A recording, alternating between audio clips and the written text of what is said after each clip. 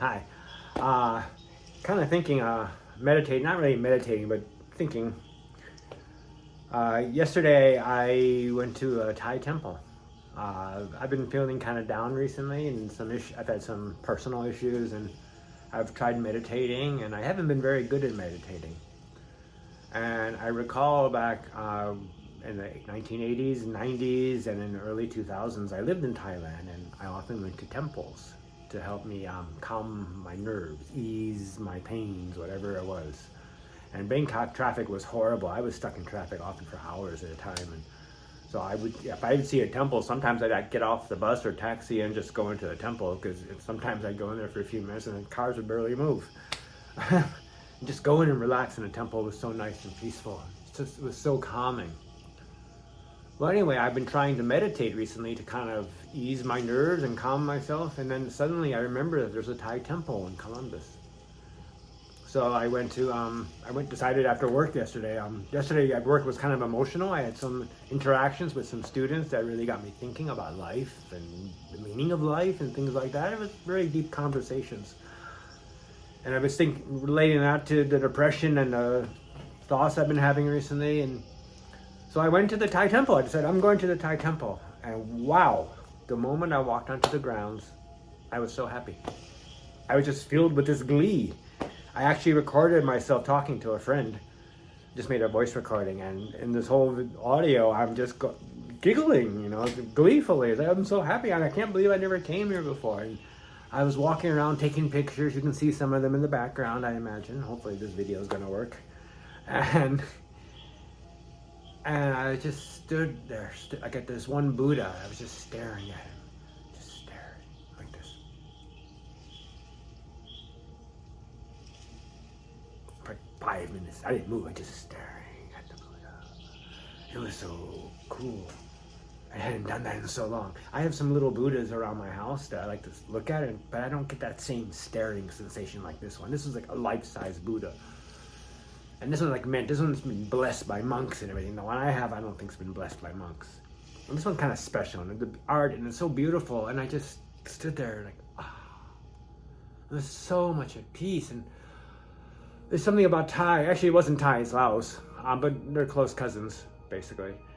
And there's something about their art and the way they represent the Buddha and the balance. It's the balance, this balance that they have, that I appreciate. Or something, and it's kind of self-centered in a sense, because it's focused on the individual, whereas other types of Buddhism often are focused on groups and harmony with people. This is really focused on getting your inner peace. Kind of for me, I guess, this has been my struggle most of my life. And I was just so happy. And I was like, wow, I found my place to go. When I have issues or problems, I'm going to go to this temple. Even if the temple is locked, which it was yesterday, so I couldn't actually go inside. I just walked around the grounds. It's just a place for me to find some peace. Everyone should have a place like that, where you're kind of safe. You can just let your feelings out, let it go. And I've been looking for that place. I've been in the United States now for 6 years, and I haven't had a place like that. Actually, I've been out of Thailand for 20 years, and I haven't had a place like that. When I lived in some parts of China, I used to go hiking in the mountains, and I got that feeling in the mountains in China for a little bit. That's where I had it a little. But it was those Bangkok temples, and the temples in the countryside. Oh, the peace, wonderful. And finally, one final thing.